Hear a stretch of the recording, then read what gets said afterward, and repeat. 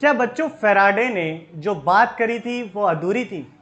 क्या फैराडे का रूल अधूरा था तो लेंज ने कुछ उसमें एडिशन किया? ध्यान से सोचिएगा, फैराडे का रूल था माइनस का d∅/dt। क्या ये इनकम्प्लीट था खुद में? सोच के बताइए और ध्यान से देखिए। तो दोस्तों, मैं हूं सिद्धार्थ रितेश और आप देख रहे हैं व्युत्पत्ति, और हम बात कर रहे थे इलेक्ट्रोमैग्नेटिक इंडक्शन की। फैराडेज रूल के बारे में या फैराडेज लॉ के बारे में हमने बातचीत कर ली थी। अब आगे की बातचीत जानते हैं कि क्या फैराडे का लॉ वाकई में इनकम्प्लीट है या कंप्लीट है, यानी कि फैराडे के लॉ से क्या हम निकाल सकते हैं इंड्यूस्ड ईएमएफ की डायरेक्शन या नहीं? क्या ये खुद में कंप्लीट नहीं है? क्या लेंज लॉ जो आगे पढ़ेंगे क्या वो वाकई में ज़रूरत है, या लेंज लॉ कुछ डिफरेंट एस्पेक्ट में बात करता है फैराडे लॉ की? तो जानते हैं बच्चों सारी की सारी चीज़ें, आइए देखते हैं। तो बच्चों, मैं एक लूप लेता हूं, ये रहा मेरा लूप। अब इस लूप का यानी कि एक रिंग है मेरे पास कुछ इस तरीके की। अब मैं इस रिंग का जो एरिया इस लूप ने एनक्लोज किया है, उस एरिया का एरिया वेक्टर डिफाइन कर देता हूं, और मैंने कह दिया इसका एरिया वेक्टर ए कुछ इस तरीके से है। वेक्टर एरिया वेक्टर इस तरीके से, और इसकी डायरेक्शन मैंने पॉजिटिव ले ली। अगर मैंने इसकी डायरेक्शन पॉजिटिव ली, इसका मतलब ये है कि मैं एंटी क्लॉकवाइज डायरेक्शन जो भी होगी इस लूप में करंट की, उसको मैं पॉजिटिव ले रहा हूं।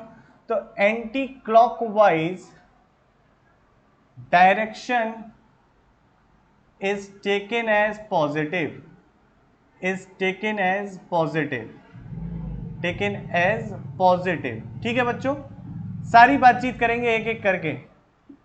अब देखो, मैग्नेटिक फील्ड जो है इस लूप में से कुछ इस डायरेक्शन में जा रही है, that is the direction of magnetic field vector, और इन दोनों के बीच में जो एंगल है वो थीटा है, और भी थीटा जो एंगल है वो एक एक्यूट एंगल है, means less than 90 but greater than 0 है।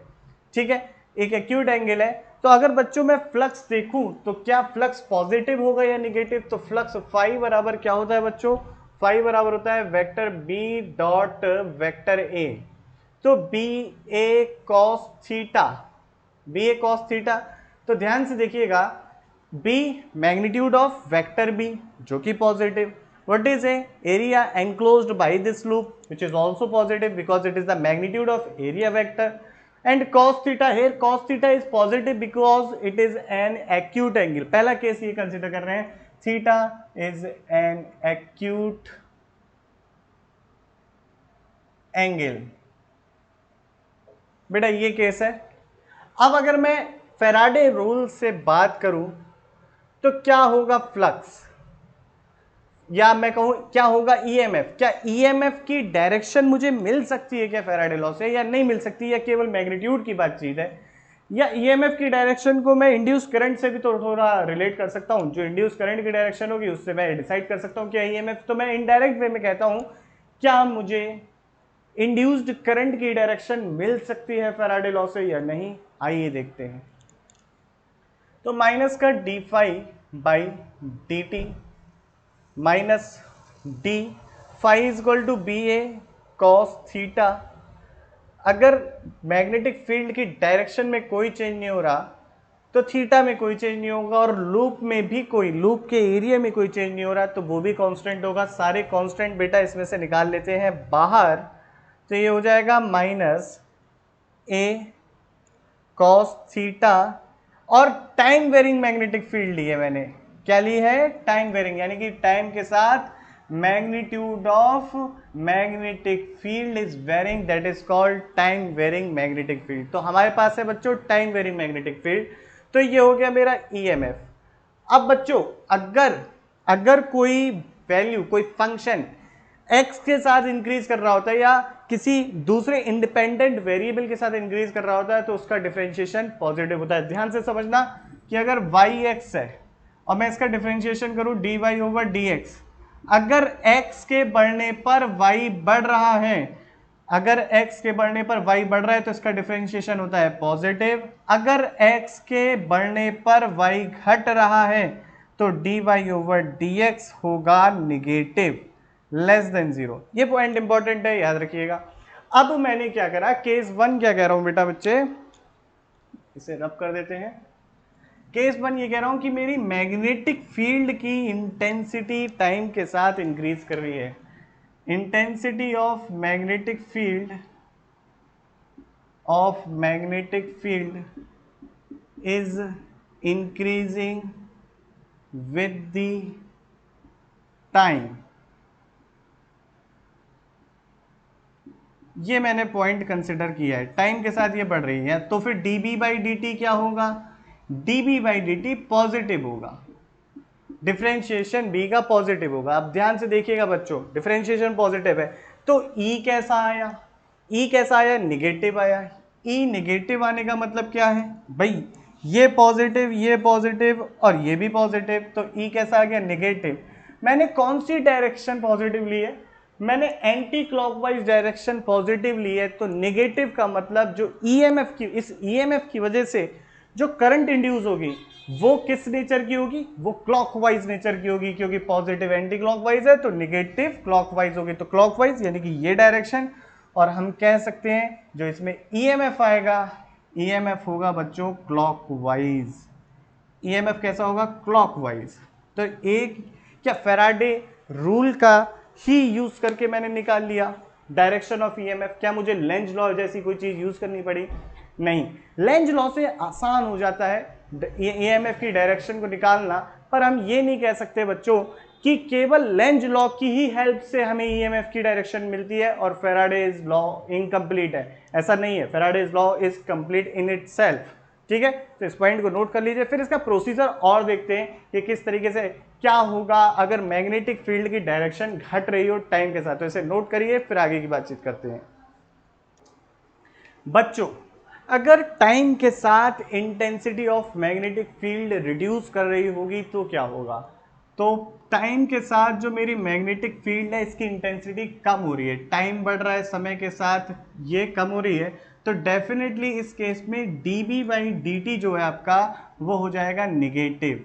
निगेटिव हो जाएगा क्योंकि टाइम के साथ घट रही है, तो मैं यहाँ पे लिख सकता हूँ dB by dt is negative. Point simple है। अब देखते हैं कि ईएमएफ की डायरेक्शन क्या होगी बच्चों इस केस में। ईएमएफ की डायरेक्शन क्या होगी? तो देखो अगेन ईएमएफ ई बराबर क्या है? माइनस का A cos theta d B by d t. A positive, cos theta positive, theta acute angle है। डीबी बाई डी टी ये इस बार हो गया negative, d B by d t बच्चों हो गया निगेटिव। अगर डीबी बाई डीबी ये negative, minus minus plus, minus minus plus होने की वजह से ईएमएफ हो गया पॉजिटिव। अब पॉजिटिव का मतलब कौन सा सेंस?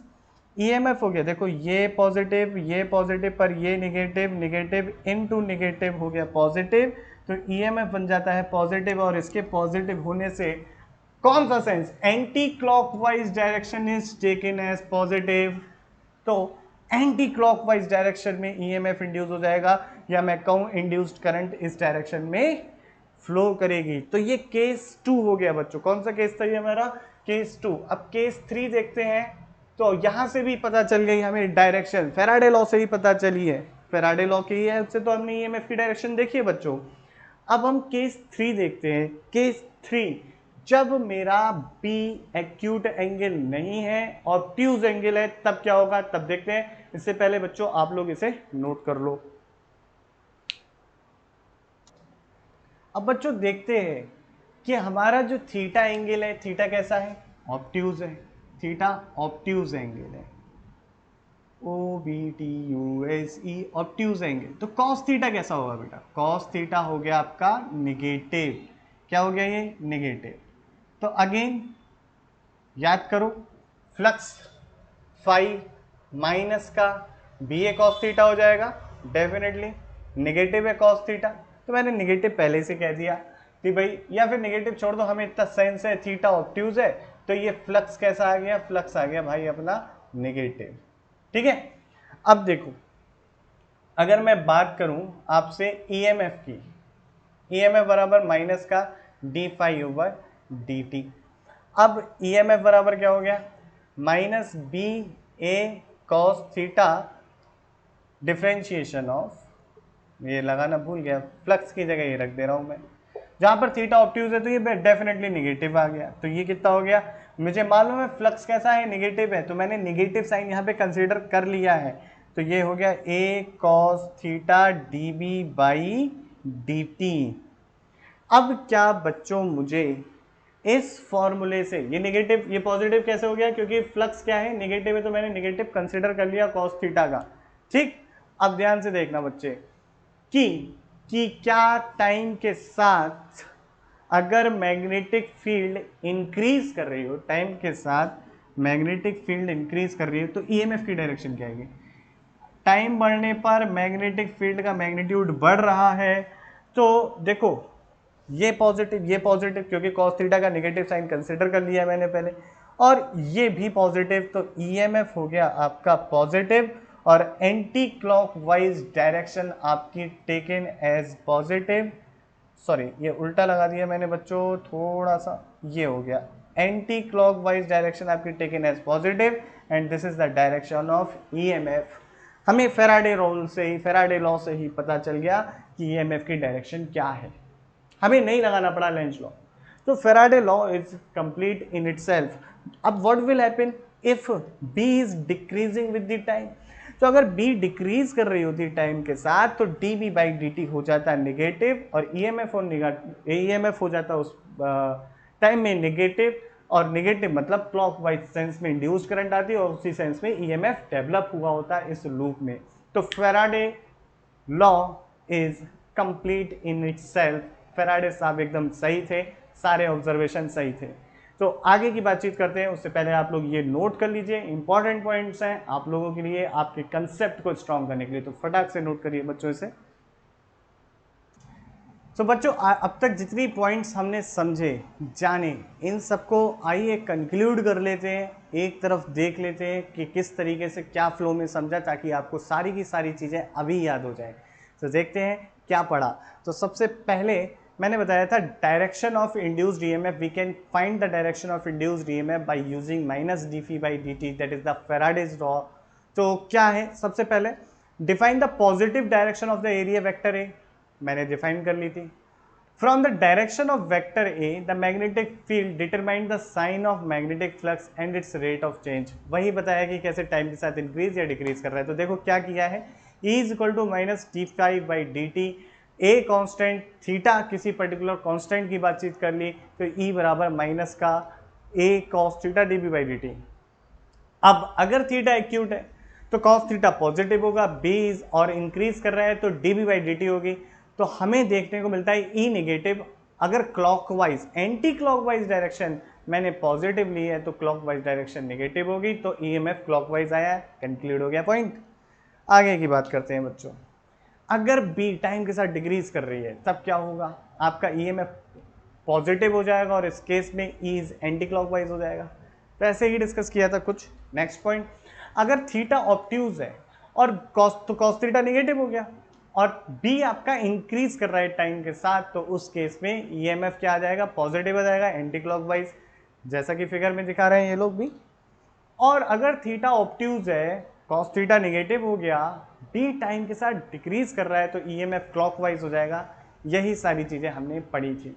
अब बात करते हैं बच्चों लेंज लॉ की। लेंज लॉ ये कहता है कि जो ये इंड्यूस्ड EMF होता है, ये इंड्यूस्ड EMF इस तरीके से सेटअप होता है कि इसकी वजह से जो इंड्यूस्ड करंट आएगी, और उस इंड्यूस्ड करंट की वजह से जो मैग्नेटिक फील्ड होगी, वो magnetic field change in magnetic field का अपोज करती है। बहुत सिंपल सी बात है, ध्यान से देखना।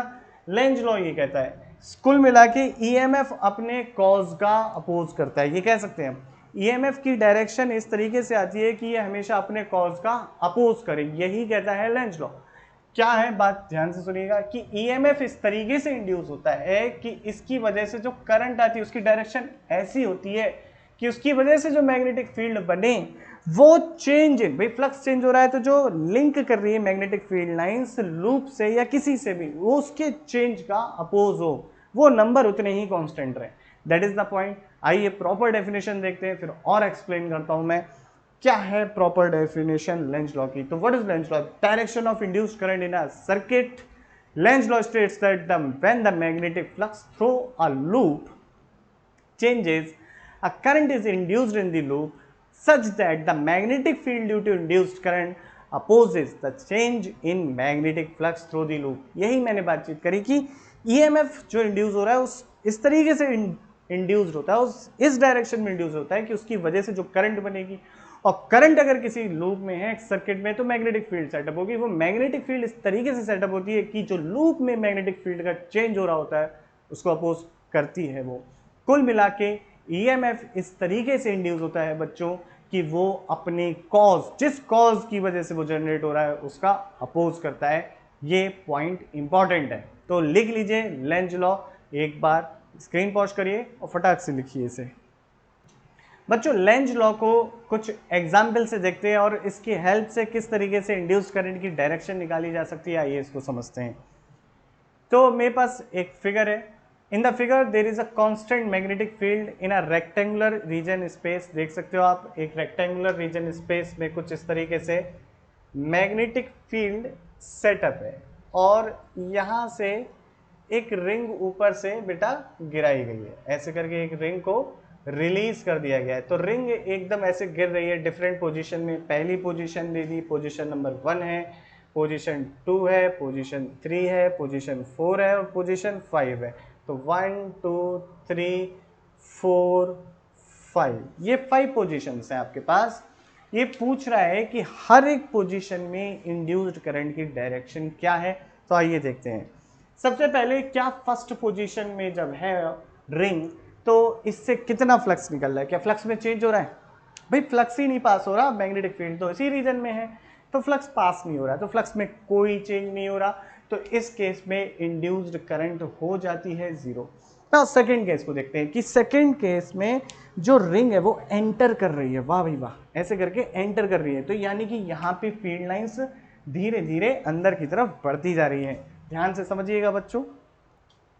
तो फील्ड लाइंस ऐसे अंदर की तरफ बढ़ती जा रही है टाइम के साथ। जैसे जैसे इसका ये और आगे बढ़ेगा, number of field lines passing through the loop increase कर रही है। तो मैं यहाँ कह सकता हूँ जो फ्लक्स है इस लूप से वो टाइम के साथ क्या हो रहा है, बढ़ रहा है। कहाँ की तरफ?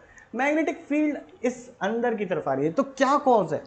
कॉज है कि अंदर की तरफ मैग्नेटिक फील्ड लाइंस आ रही हैं, अंदर की तरफ मैग्नेटिक फील्ड लाइंस आ रही हैं, ये कॉज है। तो ईएमएफ इंड्यूस इस तरीके से हो कि उसकी वजह से करंट जो वो फील्ड लाइन का अपोज करे, और करंट जो है फील्ड लाइंस का अपोज करे, यानी कि करंट की वजह से जो लूप में करंट आई उसकी वजह से जो मैग्नेटिक फील्ड लाइंस बने वो बाहर की तरफ बने। कहाँ की तरफ बने? बाहर की तरफ बने। वो कब पॉसिबल है? जब करंट कुछ इस तरीके से फ्लो करे। तो देखिए करंट की वजह से जो मैग्नेटिक फील्ड बनेगी, आप ध्यान से देखिए, ये राइट हैंड रूल से यहाँ देखिए तो वो बाहर की तरफ बनेगी। डेफिनेटली जो ये वाला फ्लक्स है उसका अपोज करने लगेगी। तो पहला मुझे लेंज लॉ की हेल्प से इंड्यूस्ड करंट की डायरेक्शन मिल गई। तीसरा केस, क्या तीसरे केस में जब ये मोशन में है तो number of field lines very कर रही होंगे यार, मैं कहूँ फ्लक्स वेरी कर रहा है? नहीं, बिल्कुल नहीं कर रहा। यहाँ पर जितना चल रहा है ये उतना ही फ्लक्स हमेशा रहा। तो तीसरे केस में जो इंड्यूस्ड करंट की कंडीशन है यानी कि वैल्यू है वो हो गई 0। फोर्थ केस, अब क्या हो रहा है? अब क्या हो रहा है? अब नंबर ऑफ फील्ड लाइंस कम हो रही है टाइम के साथ, तो ईएमएफ इंड्यूस होगा क्योंकि फ्लक्स में तो चेंज है। फ्लक्स में चेंज है तो ईएमएफ होगा इंड्यूस, और ईएमएफ इस तरीके से इंड्यूस होगा कि वो इस चेंज का अपोज करे। और चेंज क्या है? चेंज ये है कि फील्ड लाइंस कम हो रही हैं। तो फील्ड लाइंस कम होने के लिए क्या करें? लूप में करंट ऐसी है कि उस कम होने का अपोज करने लगे, यानी कि इधर की तरफ सपोर्ट करने लगे, वो मैग्नेटिक फील्ड को सपोर्ट करने लगे। करंट की वजह से जो मैग्नेटिक फील्ड बने वो सपोर्ट करने लगे, यानी कि मैग्नेटिक फील्ड इस लूप की वजह से जो बने अंदर की तरफ आए। वो कब पॉसिबल है? वो पॉसिबल है जब करंट आपकी क्लॉकवाइज सेंस में होगी, तो मैग्नेटिक फील्ड इधर की तरफ बन रही होगी। तो इस तरीके से पांचवें केस में क्या फ्लक्स में चेंज आ रहा है? फ्लक्स में कोई चेंज नहीं है बच्चों, तो इसलिए पांचवें केस में आपकी इंड्यूस्ड करंट हो जाती है 0। तो एक ये इंपॉर्टेंट क्वेश्चन लेंज लॉ के एक्सप्लेनेशन के ऊपर बेस्ड है। फटाफट नोट कर लीजिए इसे और क्वेश्चन को भी नोट कर लीजिए। मैं साइड से क्वेश्चन दे रहा हूँ और पॉज करके नोट कर लीजिए सारे सोल्यूशन, बात अपने शब्दों में लिख लीजिए। नेक्स्ट बातचीत करते हैं और बच्चों नोट्स जरूर बनाना। बच्चों एक और क्वेश्चन मेरे पास, एक मान लीजिए लूप, क्लोज लूप इस तरीके से रखा है और ये एक बार मैग्नेट है। ये बार मैग्नेट कुछ इस तरीके से v वेलोसिटी से चलती हुई आ रही है। तो आप लोग मुझे बताएं कि इस लूप में करंट कैसा इंड्यूस होगा। तो क्या हो रहा होगा? जब ये इधर की तरफ बढ़ती हुई आ रही है तो नंबर ऑफ फील्ड लाइंस क्या हो रहे हैं? टाइम के साथ बढ़ रहे हैं। तो इस लूप में करंट इस तरीके से इंड्यूस हो कि फील्ड लाइंस के नंबर को डिक्रीज कर सके। कुल मिला के मैं और थोड़ा सा मैक्रोस्कोपिक लेवल पे जाऊं तो इस लूप में करंट इंड्यूस होने का कारण क्या है? इस मैग्नेट का मूवमेंट। इस मैग्नेट का मूवमेंट है कॉज, जिसकी वजह से इसमें लूप में करंट आएगी। तो इस लूप में करंट की डायरेक्शन ऐसी रहेगी, इसके मोशन का अपोज करने लगे, यानी कि यहां पर भी क्या बनने लगे, एक नॉर्थ पोल बनने लगे, नॉर्थ नॉर्थ रिपेल करेगा। यानी कि करंट किस सेंस में, अभी नॉर्थ पोल की वजह से कैसे नॉर्थ को ऐसे बना देते हैं आप लोग, तो यानी कि करंट की डायरेक्शन बेटा होनी चाहिए कुछ इस तरीके से, तभी पॉसिबल होगा बच्चों। दूसरा केस लेते हैं कि मान लीजिए एक लूप है और मैं नॉर्थ पोल अगेन ऐसे ही है, साउथ पोल यहाँ है, लेकिन अब इस बार ये जा रही है। तो अब फील्ड लाइंस जो है टाइम के साथ बच्चों डिक्रीज करने लगेंगी। अगर फील्ड लाइंस बच्चों टाइम के साथ डिक्रीज कर रही हैं तो डेफिनेटली, मैं दूसरे तरीके से इसी बात को फिर से बोलता हूँ, इस लूप में इंड्यूस क्यों हो रहा है ईएमएफ? इसके मोशन की वजह से। किस डायरेक्शन में मोशन है इसका? इस डायरेक्शन में मोशन है। तो क्या करे इसके मोशन का? ये अपोज करे। तो अपोज कैसे करेगा? जब इस पे ये फोर्स ऑफ अट्रैक्शन बनाए। यहाँ पे नॉर्थ पोल है तो यहाँ पर कौन सा पोल होना चाहिए? साउथ पोल आना चाहिए। इस लूप पे साउथ पोल बनना चाहिए। तो करंट कैसी आनी चाहिए? करंट इस सेंस में आनी चाहिए। तो डेफिनेटली ये मोशन का अपोज करेगा। तो लेंज लॉ से आसान हो जाता है बच्चों, लेंज लॉ से आसान हो जाता है मैग्नेटिक फील्ड की करंट की डायरेक्शन निकालना। मैग्नेटिक फील्ड की वजह से, यानी कि चेंज इन मैग्नेटिक फील्ड की वजह से करंट की डायरेक्शन को निकालना या इंड्यूस्ड ईएमएफ की डायरेक्शन को निकालना। तो ये आसान हो जाता है किसकी हेल्प से? लेंज लॉ से। तो इसे बच्चे नोट कर लीजिए। आइए बच्चों एक और क्वेश्चन देखते हैं लेंज लॉ के ऊपर बेस्ड। देखो क्या है, a metal ring is placed near A solenoid as shown in figure. Find the direction of induced current in a ring at the instant switch is enclosed containing the solenoid thrown close B. क्या कह रहा है ये? अच्छा, पहला option A है बेटा, sorry माफ कीजिएगा, ए ऑप्शन है कि एट द इंस्टेंट, जब स्विच को क्लोज किया गया उस इंस्टेंट पर जो ये लूप है इसमें करंट की डायरेक्शन क्या आएगी? पहला पॉइंट ये है। फिर कुछ देर तक इसको क्लोज रखा गया, तब करंट की डायरेक्शन क्या होगी? जो ये स्विच बना हुआ है, आप ध्यान से देखिए, आपको दिख रहा होगा ये स्विच। और फिर जब आपकी स्विच को ओपन कर दिया गया तो करंट की डायरेक्शन क्या होगी इस लूप के अंदर, ये चेक करना है। अच्छा क्वेश्चन है, पॉज करो स्क्रीन, थोड़ी देर सोचो, खुद से कैलकुलेट करोगे किस तरीके से होगा, फिर मैं डिस्कस करता ही हूँ। और चीटिंग नहीं करना, करो, पॉज करो। तो बच्चों पहले केस को देखते हैं, पहले केस को देखते हैं। पहले देखो डायग्राम कुछ इस तरीके से है, ये आपकी सोलेनॉइड है। अच्छा भाई, और सोलेनॉइड में जो करंट की डायरेक्शन आएगी वो किस तरीके से आएगी, मैं एक बार देख लेता हूँ। ओके, ये वायर ऐसे गया है पीछे और यहाँ से ऐसे पीछे गया है ये, और यहाँ से निकल के आ रहा है, बहुत ध्यान से देखिएगा, ऐसे करके निकल के आ रहा है पीछे से ऐसे। ठीक है बच्चों, इसके बाद ये फिर पीछे गया और इधर से निकल के आया ऐसे, कुछ इस तरीके से वायर लपेटा हुआ है, ऐसे पीछे गया है, फिर यहाँ से आ रहा है। भाई ये चीज़ देखना बहुत ज़रूरी है, इसी से आपको पता चलेगी कि मैग्नेटिक फील्ड जो बनेगी सोलेनॉइड की वजह से वो किस डायरेक्शन में बनेगी। तो पहला केस को समझते हैं। देखो ये रिंग है, यहाँ पे सोलेनॉइड मेरी हो जाती है एंड, और कुछ इस तरीके से ही बनी हुई है इसकी शेप, ये वायर पीछे से ही आ रहा है। अब जब इस स्विच को क्लोज करेंगे बच्चों तो करंट की डायरेक्शन क्या आएगी? करंट की डायरेक्शन ये आएगी, ये गई, ये पीछे, और यहाँ पीछे से ऐसे आई, ऐसे गई, ऐसे आई, ऐसे आई, इस तरीके से ये, तो ये होगी डायरेक्शन। अब डायरेक्शन कैसी इसकी? Like this. तो जो मैग्नेटिक फील्ड की डायरेक्शन तुरंत सेटअप होगी। लूप अच्छा नहीं लग रहा,